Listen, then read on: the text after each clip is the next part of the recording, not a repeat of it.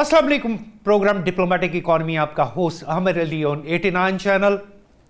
जो आप global phenomena देख रहे हैं, ख़ास तौर पे जियो पॉलिटिकल, जियो स्ट्रैटेजिकल, जियो इकोनॉमिकल, इसी पे सब हम आज डिस्कस करेंगे। और हमारे साथ होगा पैनल बड़ा खूबसूरत, जिसमें सबसे पहले हमारे साथ मौजूद हैं शमशाद अहमद खान साहब, फॉरेन सेक्रेटरी हैं, एक्स फॉरेन सेक्रेटरी हैं, इसके अलावा यूएन में पाकिस्तान के नुमाइंदे रहे हैं। सर, इंट्रोडक्शन तो है आपका माशाल्लाह बड़ा ज़बरदस्त। सर, मैं डायरेक्टली क्वेश्चन पे आता हूँ कि रीसेंट रोल जो इस वक्त पाकिस्तान ने, specially considering the middle east situation, जो क्राइसिस वहाँ पे चले हैं और वो ग्लोबल क्राइसिस बन गए और उन क्राइसिस की वजह से इकॉनमी भी बहुत इफ़ेक्ट हुई, तो उस पर मैं आपके जो व्यूज़ हैं कि क्या Pakistan is in a position to solve this problem?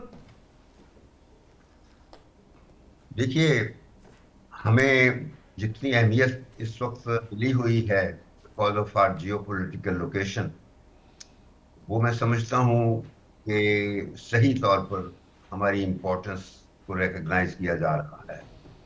बदकिस्मती से हमने अपने आप को इकोनॉमिकली मैनेज ठीक नहीं किया हुआ।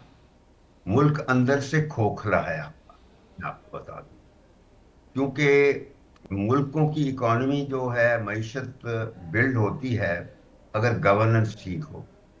बदकिस्मती ये है कि हमारे यहाँ अंदर से गवर्नेंस कभी भी ठीक नहीं हुई है। और उसके अलावा ये है कि हमारा जो गवर्नेंस का स्ट्रक्चर है, इसमें कभी भी कोई रिफॉर्म नहीं की गई, जिसकी बेहद ज़रूरत है।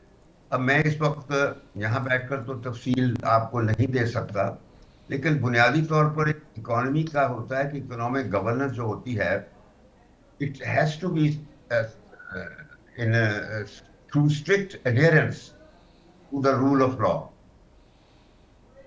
dispensation of absolute justice without regard to an individual's family background, religious beliefs, economic status और official position। तो ये जो चीजें हैं हमारे मुल्क में, तो पर्क्स और प्रिविलेजेस यानी बंदे की हैसियत पर सब कुछ मिल रहा है, लेकिन आपको एक पाकिस्तानी की हैसियत से वो सब कुछ नहीं मिल रहा। बदकिस्मती ये है। अब देखिए ना, जिस तरह आप दुनिया के मसाइल, आपको कहा गया है कि मीडिएट करें, ठीक है ना। अब वो मीडिएशन के लिए जब लोग आपकी तरफ देखते हैं, तो वो सिर्फ इस बात पर तो नहीं देखते कि आपने हिंदुस्तान को एक मार्का हक से शिकस्त दे दी थी तो आप दुनिया में तोप बन गए हैं मईशत की। आपकी अंदर से मईशत तो ये है कि आज आईएमएफ का कर्जा ना मिले तो आपकी इकोनॉमी बिल्कुल बंद हो जाती है। जब कर्जों पर आपकी पूरी मईशत चल रही हो, कर्जा ना मिले तो हर चीज स्टॉप कैप हो जाती है। और फिर यह है कि आपका जो फाइनेंस मिनिस्टर होता है, कोई भी हो, मैं किसी को पर्सनैलिटी को नहीं डिस्कस कर रहा, वो यानी मईशत तो जानते ही नहीं कि मईशत इकोनॉमिक ग्रोथ होती क्या है। उनकी नजर में सिर्फ टैक्स लगाना और टैक्सों की वसूली, ये मईशत है। तो ये तो कर करके थक गए हैं। वो एफबीआर के जिम्मे डाल दिया जाता है कि एफबीआर ने इतना ये कम कर दिया, ये नहीं किया। बदकिस्मती ये है कि हमारे यहाँ जब तक हम अपने, कहते हैं ना, घर के मसाइल घर के अंदर हल करने होते हैं, होम बेस्ड सॉल्यूशंस तलाश करना होता है। ये नहीं होगा कि आप जाके लोगों से मिलते करें, कभी सऊदियों से पैसे मांगते हैं, कभी अमारात से मांगते हैं, कभी चीन से मांगते हैं, और कभी अमारात आईएमएफ। ये चीजें छोड़नी होंगी, सेल्फ रिलायंस करना है खुद पे। जी सर, शमशाद साहब, मैं इसी में आपकी बात से जो मैं एक मतलब और निकाल पाया हूं कि क्या यह भी मुमकिन है कि हमें अपने फॉरेन पॉलिसी और अपनी इकोनॉमिकल पॉलिसी को साथ लेके चलना चाहिए। जो मैं मोस्टली देखता हूं कि Pakistan is not that successful. जैसे आपने इरशाद फरमाया कि जी, जिस तरह कभी हम आईएमएफ के पास जाते हैं, कभी हम कतर के पास जाते हैं, कभी हम चाइना के पास जाते हैं, तो क्या इसमें भी कोई इंटरलिंक है? नहीं, देखें, बात यह है, पहले तो आपको फॉरेन पॉलिसी समझने की जरूरत है। जी आप फॉरेन पॉलिसी का जिक्र कर रहे हैं बिल्कुल उस तरह जिस तरह इंपोर्ट की पॉलिसी होती है, एक्सपोर्ट की पॉलिसी है। फॉरेन पॉलिसी वो पॉलिसी नहीं होती है। یہ ذرا سمجھنے کی ضرورت ہے. فارن پالیسی اس قسم کی پالیسیوں میں سے نہیں ہے جن میں ہر سال تبدیلی کی ضرورت ہوتی ہے, جن میں یہ ہونا ہے کہ آپ نے فائدہ کہاں سے اٹھانا ہے, نقصان کہاں سے بچنا ہے. بھائی foreign policy is nothing but external reflection of what you are from within. جو کچھ آپ اندر سے ہوتے ہیں اس کا بیرونی عکس وہ فارن پالیسی ہوتا ہے. اگر وہ عکس آپ کا ٹھیک نہیں جا رہا تو پھر آپ کی فارن پالیسی ٹھیک نہیں ہے, اور اگر وہ ٹھیک جا رہا ہے تو پھر فارن پالیسی ٹھیک ہے. ٹھیک کیسے جائے گا؟ ٹھیک جائے گا کہ پہلے آپ کا گورننس کا سٹرکچر ٹھیک ہو. آپ تو دنیا میں ایک واحد مثال ہیں, یعنی 4 صوبوں کی, جو ان کا سائز, جن میں سے پنجاب جو ہے بذات خود دنیا کے کوئی کم از کم 15-20 ملکوں سے بڑا ہے. یعنی آپ کی جو صوبائی سٹرکچر ہے وہی ڈیفیکٹو ہے, اس کو آج تک کبھی سوچا ہی نہیں. اور اس کی وجہ ہے, میں بتا دوں کہ آپ کے حکمران جو ہیں نا, ان میں کبھی بھی کیلیبر نہیں رہا, کمپیٹنس نہیں رہی. انہوں نے دیکھا کہ حکمرانیت صرف یہ ہے, ایک تو خاندانی وراثت ہونی چاہیے کہ میرا بچہ ہے وہی حکمران بن سکتا ہے. میں ان باتوں کے بالکل خلاف ہوں. یہ حکمرانی جو حیت ہے, ہیریڈیٹری سکسیشن کا سسٹم ہے, یہ تو فوری, یہ بادشاہتوں کے زمانے میں ہوتا تھا, خلافتوں کے زمانے میں ہوتا تھا. یہ جمہوریتوں کے دور میں تو یہ کہیں بھی نہیں ہوتا. اب آپ کے ہاں ایک ایسا ہے کہ 2 خاندان ہیں, وہ گزشتہ 50 سال سے اس ملک کو انہوں نے یرغمال بنا کے رکھا ہوا ہے, اور ان کو خود پتہ نہیں ہے, نہ ان کے پاس کمپیٹنس ہے, نہ انڈرسٹینڈنگ ہے کہ اکنامک گروتھ کیا کہتے ہیں. اکنامک گروتھ کو وہ فائنانس منسٹر کسی بینکر کو لگا دیتے ہیں اور بس وہ دیکھتا ہے ڈیبٹ کریڈٹ کیسے کرنا ہوتا ہے. اور پھر یہ دوسری بات آپ یہ سوچئے کہ جب آپ آزاد ہوئے تھے تو وہ انگریزوں کا سسٹم تو ختم ہونا چاہیے تھا. انڈیا نے پہلے 3 سالوں میں اس سسٹم سے نجات حاصل کر لی تھی جو انگریزوں کے زمانے کا تھا, کلونیل سسٹم. انہوں نے پہلے 3 سالوں میں 1947 سے 1950 تک اپنا آئین بنا لیا, اپنی اکنامک ریفارمز کر لی, اپنی پولیٹیکل ریفارمز کر لی, اپنی ایڈمنسٹریٹو ریفارمز کر لی, اپنی لینڈ ریفارمز کر لی, اور اپنی فوج کا رول ڈیفائن کر دیا. تو یہ, اور سب سے بڑھ کر تو یہ ہے کہ آپ کا آئین بن گیا تھا. بدقسمتی یہ ہے کہ ہم نے we took 9 years from 1947 to 1956, 9 years and 8 governments. یعنی ان 9 سالوں میں 8 حکومتیں ہم نے ایک دوسرے کی ٹانگیں کھینچ کے بدلی, سمجھ گئے, اور اس میں سپیس دیتے رہے فوج کو. یہ سیاستدانوں کا کام تھا, کیونکہ وہ سوچتے تھے کہ فوج کو ساتھ ملا کے ہم نے چلانا ہے سارا. دیٹ از ہاؤ ہمارا ایک ڈیفیکٹو سسٹم ایوالو ہوا ہے, جو آج تک وہی چل رہا ہے, اور ہم اسی کی نمونہ بن چکے ہیں اسی کا. تو میں بار بار یہ کہتا ہوں کہ ہمیں جو ہوتا ہے نا, جو ریوائول ہوتی ہے, یعنی پاکستان کی اکانومی جو ہے وہ صرف کنسسٹنسی ان میکرو اکنامک پالیسیز کے ذریعے سے ہوتی ہے. یعنی اگر جب صرف معیشت کی بات کرتے ہیں, and optimum utilisation of countries and natural and human resources, جی sir, particularly development of agricultural and industrial and technocratic base.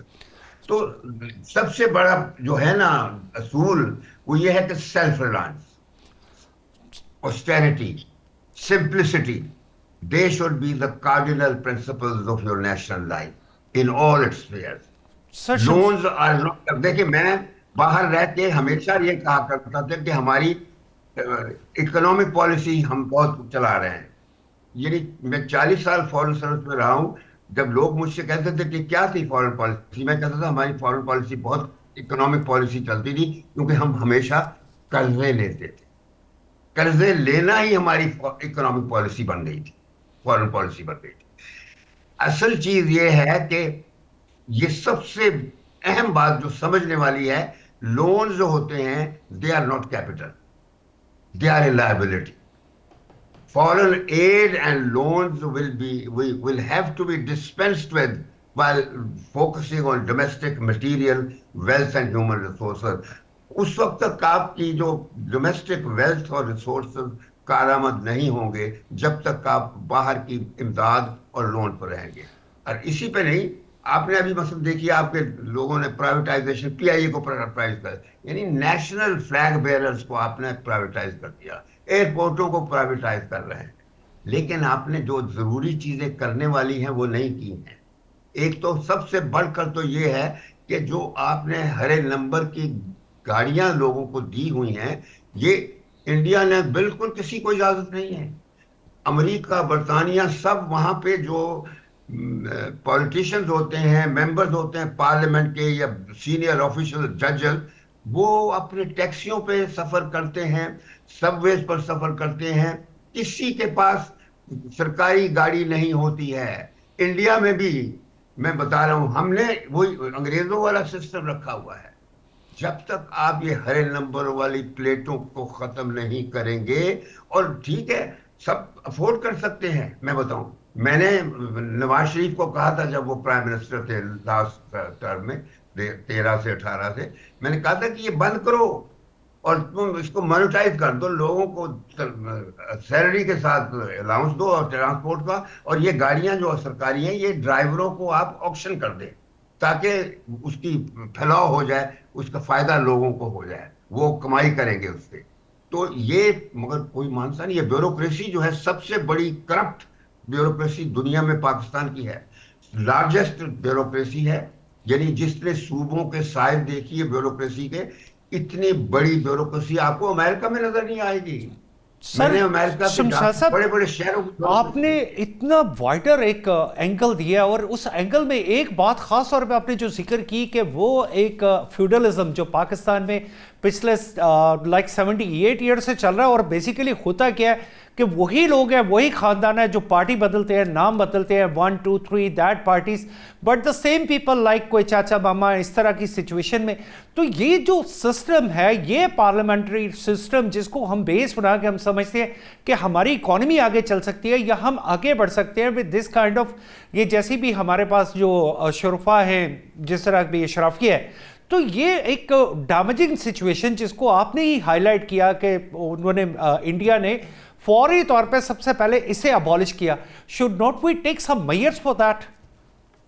میں آپ کو بتاؤں کہ بنگلہ دیش نے ختم کر دیا ہوا ہے. یہ صرف آپ کے ملک، واحد ملک ہے دنیا میں جہاں یہ سب چیزیں چل رہی ہیں. یعنی پرکس اور پریویلیجز، آپ کے جو بیوروکریٹس ہیں، سینئر بیوروکریٹس، ان کے گھر ایک گاڑی نہیں ہوتی، 4 4 5 5 گاڑیاں ہیں ڈالے، اور وہ ریٹائر ہونے کے بعد بھی وہ استعمال کرتے ہیں، وہ بھی ملے ہوئے ہیں فیسلٹی. ہمارے ہاں نہ صرف یہ نہیں کہ فیسلٹیز پرکس اور پریویلیجز ہیں، بلکہ مس یوز ہے کہ ریٹائرمنٹ کے بعد بھی وہ فیسلٹیز ہیں، وہ وہی فیسلٹیز استعمال کرتے ہیں، سرکاری گاڑیاں استعمال کرتے ہیں، سرکاری آرڈرلیز ان کے گھروں پہ کام کرتے ہیں. یعنی یہ ملک نہیں ہے اپنی، وہ سمجھا ہوا ہے کہ ملکیت ہے، بادشاہت ہے، جو سارے یہ سرکاری ملازم اور اس میں جتنے آپ کی کابینہ ہیں، ججز ہیں، پارلیمنٹیرینز ہیں، یہ سب لوٹ مار کر رہے ہیں سر بس. شمشاد صاحب، میرا ایک کوسچن جو میرے ذہن میں اپیئر ہوتا ہے کہ ایک پیریڈ تھا جب آپ سیکرٹری خارجہ اس کے بعد یو این میں گئے، اور یہ وہ ٹائم تھا کہ جب پاکستان نے نئے نئے ایٹمی دھماکے کیے تھے، پاکستان کو تھوڑی سی پرابلم بھی آ رہی تھی، فائنینشیل پرابلم بھی آ رہی تھی، اس کے ساتھ ساتھ ہمارے کوئی ڈپلومیٹک ریلیشنز پہ بھی یعنی ویسٹ کے ساتھ ایک تھوڑا سا ایک فروزن سٹیج تھا. تو کیا اس وقت آپ نے، کیونکہ آپ کی ایک وزڈم تھی، how did you manage at that time especially کہ پاکستان کے گلوبل امیج کو اس وقت کیسے مینیج کیا آپ نے؟ دیکھیں اس وقت یہی تھا کہ امیج کو بہتر کرنا تھا، پاکستان کی سچویشن جو تھی اس کو پروجیکٹ کرنا تھا. کرپشن اسی طرح تھی، وزیر جو تھے وہ اسی طرح کرپشن کر رہے تھے. لیکن یہ تھا کہ ہم نے اس وقت، میں تو چونکہ ایک خاص پوزیشن، مجھے ذمہ داری مل چکی تھی، اور وہ ذمہ داری اس وجہ سے ملی تھی کہ انڈیا نے دھماکے کر دیے. اور ہم نے تو، ورنہ ہمیشہ ہماری پالیسی یہ تھی کہ ہم تو نیوکلیئر فری ریجن چاہتے تھے ساؤتھ ایشیا کا. یہ بھٹو کے زمانے سے ہم نے شروع کیا ہوا تھا، اور لیکن بھٹو نے شروع کر دیا تھا کہ ہم نیوکلیئر بام بھی بنائیں گے چاہے گھاس کھانی پڑے. تو وہ چیزیں تو خیر ہیں. میں جو کہہ رہا ہوں، ہمارے زمانے میں یعنی کوئی حالات اس قسم کے فرق نہیں تھے. جو ملک میں جو برائیاں ہیں وہ یہ جو آج ہیں یہ اس وقت بھی تھیں. یہ میں بتا رہا ہوں آپ کو. لیکن میں تو فیصلے کرنے والے وہ نہیں ہوں نا. فیصلے وہ کرتے ہیں جو اوپر بیٹھ کے فیصلے کرتے ہیں. کیونکہ آج بھی وہی لوگ ہیں. کوئی فارن سیکرٹری اس قسم کے فیصلے نہیں کرتا. میں اپنے اوپر، ہاں میں آپ کو بتا دیتا ہوں کہ جب میں نے چارج لیا تھا جس دن، تو مجھے کہا گیا تھا کہ جی میرے پاس گاڑی ہے. میں 97 میں فارن سیکرٹری بنا ہوں. اب تو میں فارن سیکرٹری بننا نہیں چاہتا تھا. میں نے مجھے پتا چلا، میرے ڈرائیور نے مجھے کہا کہ سر میں نے سنا ہے کہ آپ فارن سیکرٹری بن رہے ہیں. کیونکہ میں آیا تھا 6 سال ایران میں سرو کر کے واپس پہنچا، تو میں اسپیشل سیکرٹری تھا. فارن آفس کی ری آرگنائزیشن کر رہا تھا. اتنے میں وہ بینظیر بھٹو کی گورنمنٹ توڑ دی گئی. اور یہ پالیٹکس ہمارے یہاں جو چل رہی ہے، جو پریزیڈنٹ تھا اس نے توڑ دیا. کیئر ٹیکر گورنمنٹ بن گئی. تو وہ جو کیئر ٹیکر فارن منسٹر نے، اسے مجھے جب دیکھا، he had seen me in Washington ان کے ساتھ کام کرتے ہوئے. تو انہوں نے کہا تم یہاں کیا کر رہے ہو؟ میں نے کہا جی میں اسپیشل سیکرٹری، میں ری آرگنائز کر رہا ہوں. کہتا you are being wasted, where would you like to go? میں نے کہا جی اب امبیسڈر بنا کے بھجوانا ہے تو میں I would like to go to India. میں نے اپنی پہلی چوائس کی. تو انہوں نے کہا کہ نہیں، انڈیا تو میں نے دے دیا ہے. دوسرا، میں نے کہا دوسرا چائنا. تو چائنا مجھے مل گیا. اب میں بتا رہا ہوں آپ کو. تو جب میں تیاری کر رہا تھا، میرا ایگریما آ گیا، میرے کریڈینشلز بن گئے. 1 ہفتے بعد میں نے چائنا کے لیے روانہ ہونا تھا. میں دفتر جا رہا ہوں تو راستے میں ڈرائیور مجھے کہتا ہے کہ سر میں نے سنا، کیونکہ الیکشن ہو گئے تھے اور نواز شریف کو 2/3 میجورٹی مل گئی تھی. وہ ابھی اوتھ نہیں لیا تھا، لاہور میں اس کی ٹوین بنا رہا تھا. تو مجھے ڈرائیور نے کہا کہ سر میں نے سنا ہے آپ فارن سیکرٹری بن رہے ہیں. مجھے بڑی پریشانی ہوئی، کیونکہ میں اس کرپٹ سسٹم میں کام ہی نہیں کرنا چاہتا تھا. یہ میں آپ سے شیئر کر رہا ہوں کھل کے. اور اس وقت بھی تو میں اپنا بریف کیس رکھا دفتر میں اور میں لاہور آیا. Lahore I located the man who was putting up his team. وہ تھا انور زاہد مرحوم، جو تھا وہ سول سروس کا بندہ تھا. آئی نیو ہم. وہ جب تہران میں میرے ساتھ ہوتا تھا، وہ RCD میں ہوتا تھا، میں ایمبیسی میں ہوتا تھا. تو خیر میں نے کہا کہ دیکھو، یہ میں نے ڈرائیور نے یہ بتایا. کہتے ہو تمہارا ڈرائیور ویری ویل انفارم. تو اب آپ یہ بھی دیکھ لیجیے ہمارے سسٹم کا کہ یہ مجھے ڈائلیما پتہ ہے نا چلتا ہے. سر شمشاد صاحب، یہ تو سسٹم کا ایک ڈائلیما ہے کہ اتنی امپورٹنٹ نیوز اور اتنے امپورٹنٹ بندے کو، اور اگر یہ اس طرح کے لوگ بریک کرتے ہیں. ہاں ابھی سنیے. اور میں نے پھر یہ کہا کہ I don't want to be the foreign secretary. کہتا ہے کیوں؟ میں نے کہا میں چائنا جا رہا ہوں اور میں یہ پولیٹیکل سسٹم میں کام کر ہی نہیں سکتا. میں نے صاف کہہ دیا. اور دوسرا یہ ہے کہ چائنیز ول مس انڈرسٹینڈ. تو کہتا ہے میں اپنی طرف سے کوشش کر لوں گا، تو باقی پھر دیکھیں. تو میں یہ کہہ کے واپس آ گیا. جس دن نواز شریف نے اوتھ لیا ہے، اسی دن میرے ڈائریکٹ فون ہوتا ہے ہمارا پرائم منسٹر کے ساتھ.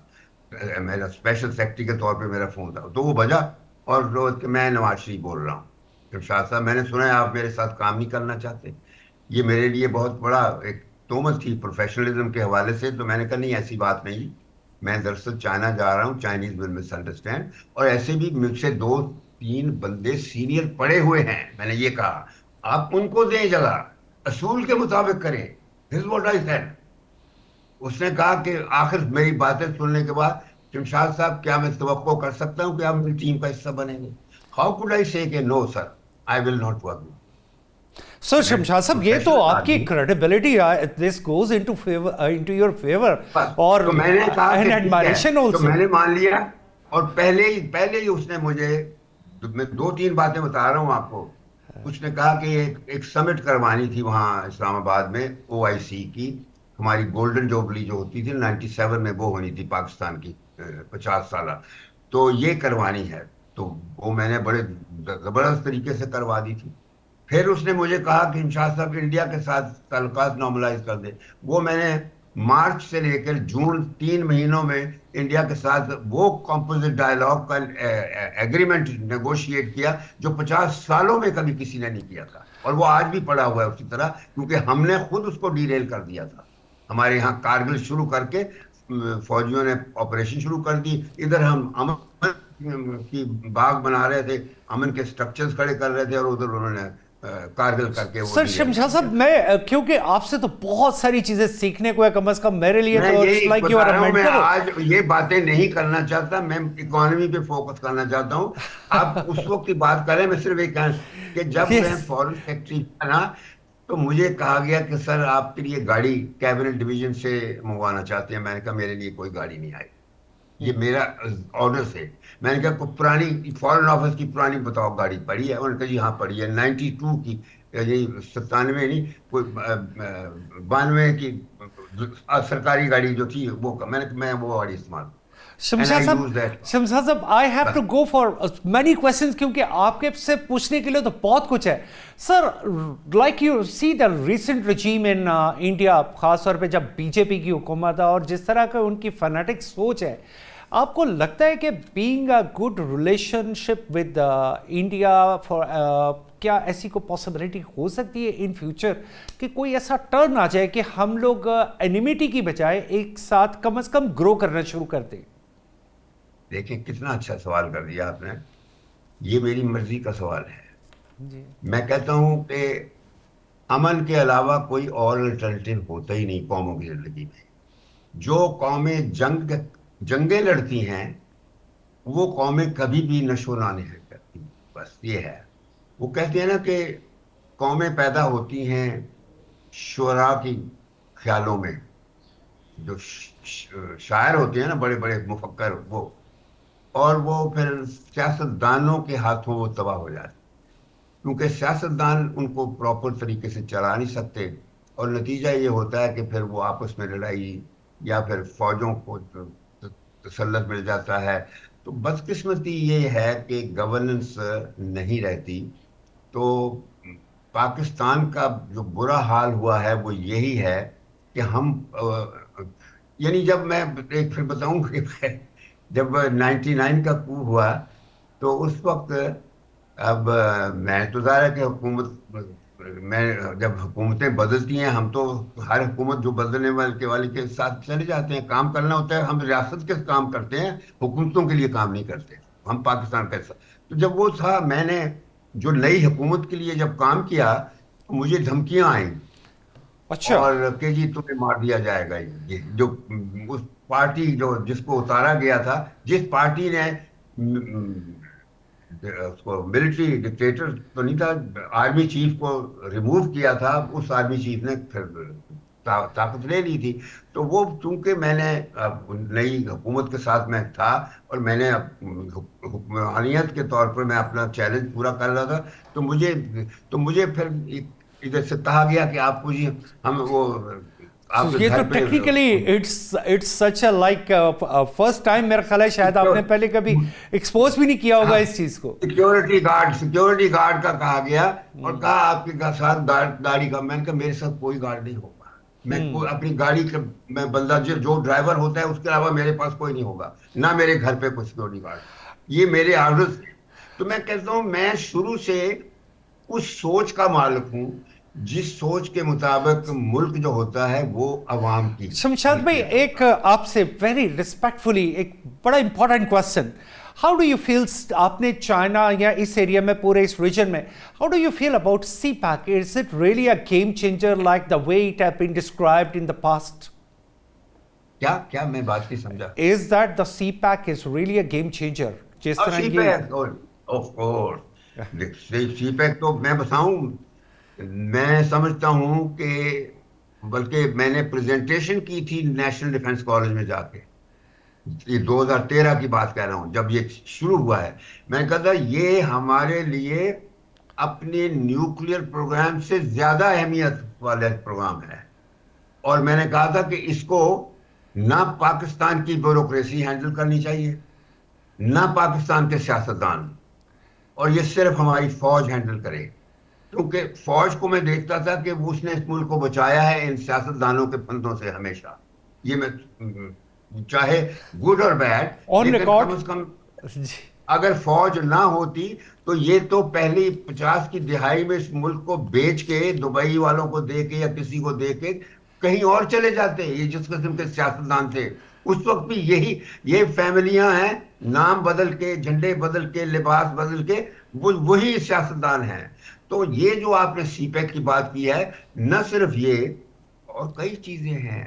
یعنی پاکستان کو کی اہمیت اتنی ہے ہماری جیو پولیٹیکل لوکیشن کی کہ کسی کی اہمیت اتنی امپورٹنٹ نہیں ہے. India is the most isolated country, اور ہم نے اس پاکستان کو ایک ایسا جیو پولیٹیکل لوکیشن والا ملک بنا دیا ہے بدقسمتی سے کہ سیاستدانوں نے ہماری لوکیشن کو بجائے ایسٹس بنانے کے اس کو لائبلٹی بنا کے رکھا. سر شمشاد ہمیشہ صاحب، میں آپ سے سیکھنے کے لیے اور کرنے کے لیے بہت کچھ ہے، but we are short with the time. لیکن خاص طور پہ آپ نے سی پیک کے بارے میں جو چیز بتائی اور جو اس کی آپ نے ایگزیکیوشن کے بارے میں بتایا کہ یہ ان لوگوں کا کام نہیں تھا جن کے پاس نہیں آیا. آپ نے انڈیکیٹ بھی کیا کہ فرام دا بگننگ آپ نے ملٹری کو، انہوں نے ود ان ایئرز ان کے پاس تھا شروع میں، تو انہوں نے پیسے کمانے جس چیز کی تھی، اورنج ٹرینیں، بسیں، سیاسی کارروائیاں شروع کر دی تھی.